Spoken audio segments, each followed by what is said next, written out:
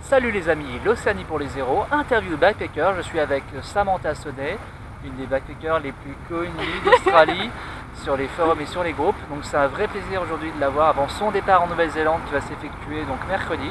Donc elle a travaillé en tant que jeune fille au pair durant son Working Holiday Visa. Alors Samantha, bon c'est vrai que tu es connue des backpackers, mais qui es-tu déjà? Alors bonsoir, Samantha Sonnet, 22 ans, étudiante en langue appliquée, et j'ai fait un working holiday en Australie en 2012-2013 et je suis partie fille au pair pendant une année en Australie, sur Sydney. D'accord, alors il y a beaucoup de personnes qui regardent sa vidéo et qui se posent cette question, mais comment on trouve un boulot en tant que jeune fille au pair? Est-ce que c'est vraiment difficile? Parce que imagine, demain j'ai envie d'aller en tant que jeune fille au pair, quelle est la démarche? Il y a des solutions? Et bien moi j'ai contacté un organisme, et donc du coup c'était Europair Service, et qui m'a contacté plusieurs familles sur Sydney. Et en fonction de ça, j'ai choisi ma famille et je suis partie avec la famille qui me correspondait. D'accord, alors Europair, comment ça marche? C'est payant, c'est gratuit? Non, c'est payant. D'accord, ça coûte combien? 480 €, tout compris. Et c'est quoi l'avantage aujourd'hui de partir avec Europair? T'as des avantages? Non, parce que le billet d'avion, il n'est pas compris dans le prix et ni le visa. D'accord, mais demain par contre si ça se passe mal, tu peux rapidement trouver des familles? Oui, c'est ça. D'accord, donc si vous êtes moins sûr et que vous voulez partir par un organisme, donc apparemment l'organisme Europair. Il y en a plein. Après il y en a plein.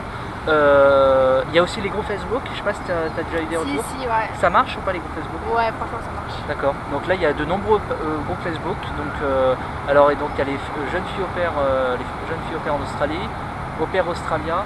Enfin, je noterai donc les différents groupes sur la vidéo. Alors, en tant que jeune fille au pair, est-ce qu'il faut travailler 2 heures par jour? Comment ça marche? Il y a un quota d'horaire? Comment ça marche? Voilà. Moi j'ai eu de la chance parce que je suis tombée sur une bonne famille. D'accord. Moi je travaillais que du lundi au jeudi. Ah, tranquille la vie, hein. Et je faisais pas vraiment d'heures supplémentaires. Enfin, franchement je faisais presque pas d'heures. Moi le seul truc que je devais faire c'était garder les enfants et les emmener à la piscine. D'accord, donc tranquille. Mais moi j'ai eu vraiment de la chance parce que moi mes copines qui sont filles au pair, elles n'ont pas eu cette chance là. Donc elles travaillent plus ou moins avec des week-ends prolongés. Et tu m'as dit au niveau, tu avais juste s'occuper des enfants, t'as pas de ménage à faire ou des petites tâches annexes? Non, la famille elle a... D'accord, parce que je sais que bon, après avoir interrogé d'autres filles au pair, je sais qu'il y a des fois la tâche ménage qui peut être prise en compte ou des tâches un peu annexes, mais du coup c'est pas mal. Et dis-moi, c'est payé ou pas? De quoi? C'est payé jeune fille au pair? Bah oui. C'est payé en plus, non seulement vous êtes nourri le jeudi blanchi, en plus vous êtes payé.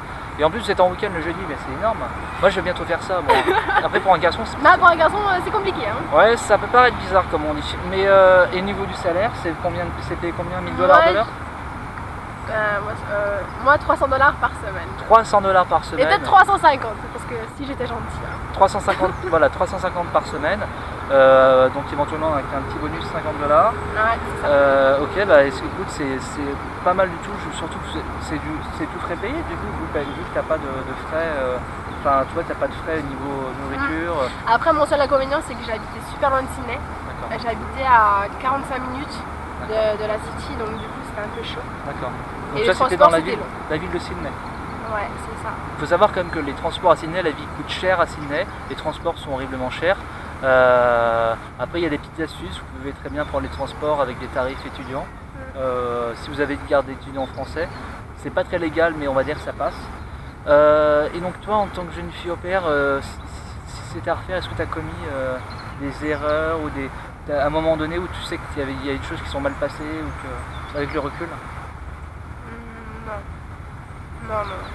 D'accord. Ah, je réfléchis là, mais non, je pense là sur le coup là. Donc c'est une super expérience, ton anglais, ton niveau de langue, etc. Ouais, par contre pour l'anglais c'est super bien pour être fille au pair dans une famille anglophone parce qu'on parle constamment en anglais, donc du coup mon niveau d'anglais a bien progressé. Vous êtes immergé totalement, c'est l'avantage. Ouais. Et alors, pour revenir à ton expérience, je sais que tu as voyagé sur la partie sud-ouest de l'Australie, la partie bien sûr Red Center et la partie côte est et un peu dans le Victoria. Quel a été ton endroit préféré? Sydney. C'est vraiment c'était Sydney. C'est Sydney, sa ville de cœur. C'est Sydney, mais après voilà pour les paysages, tout ça pour moi c'était Uluru. D'accord. Mais voilà, Sydney c'est Sydney quoi.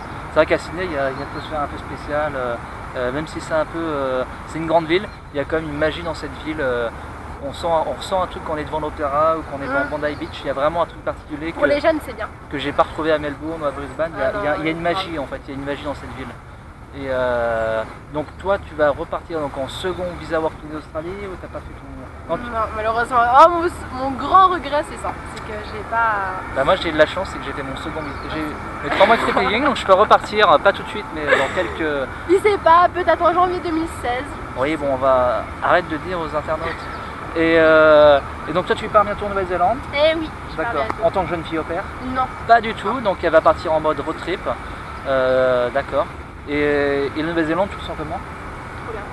D'accord, tu le sens... Là, je le sens bien. Surtout qu'on arrive en été, donc ça va être J'arrive extraordinaire. pour l'été, j'ai ce qu'il faut pour partir. Il y a un peu des contacts sur place que je connais, donc... D'accord. Donc tu veux plutôt faire une autre expérience Ouais. Après, le seul inconvénient aujourd'hui, enfin, quand tu es au pair dans n'importe quel pays, c'est la mobilité, tu es un peu coincé dans l'endroit où tu es. Et c'est pour ça qu'il ne faut pas rester non plus trop longtemps. L'idéal, c'est de faire genre 2 mois quelque part et de changer d'endroit. Ma dernière question par rapport avec l'Australie, est-ce que tu as trouvé vraiment la vie vraiment chère en Australie? Ben, ça dépend sur quoi, mais honnêtement, non, ça va, parce que le salaire allait avec, donc du coup, je sais pas, non, pour moi, je l'ai pas trouvé spécialement super cher. D'accord. Par contre, quand tu es en vacances, la vie coûte cher. Voilà. En fait, donc les salaires sont plus élevés, entre 15 $ de l'heure dans Victoria et 25 dans WA, vous pouvez trouver des boulots, mais c'est vrai que le coût de la vie en Australie est quand même assez élevé. Après, quand tu es jeune fille au pair, c'est vrai que si tu as 300 $, tu peux te payer des petits road trips sur des morceaux d'Australie et des petits road trips, donc c'est cool. Et aujourd'hui, ton budget pour la Nouvelle-Zélande? 3800. 3800 €. Alors, il faut savoir que le dollar néo-zélandais il est un peu plus intéressant que l'australien. Le coût de la vie, à travers mon expérience de 2 mois de road trip, il est à peu près pareil. Après, les distances sont beaucoup moins importantes, donc tu ne vas pas dépenser 200 $ pour aller d'un point, juste pour te déplacer d'un point à un autre. Il faut savoir que la Nouvelle-Zélande du Nord, par exemple, elle fait que 700 km de long, donc, et le sud, pareil, elle n'est pas très grande.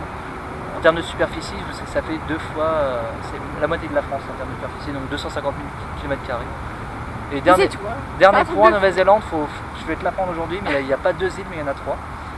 Il y a une petite île qui Il y a l'île du Nord et l'île du Sud. Voilà, l'île du Nord et l'île du Sud, et tu as une petite île qui est située au sud de Nouvelle-Zélande du Sud, qui s'appelle donc l'île des oiseaux. Alors le nom précis, je ne me rappelle plus, mais en tout cas, tu pourras y aller. C'est une toute petite île qui fait quelques dizaines de kilomètres carrés.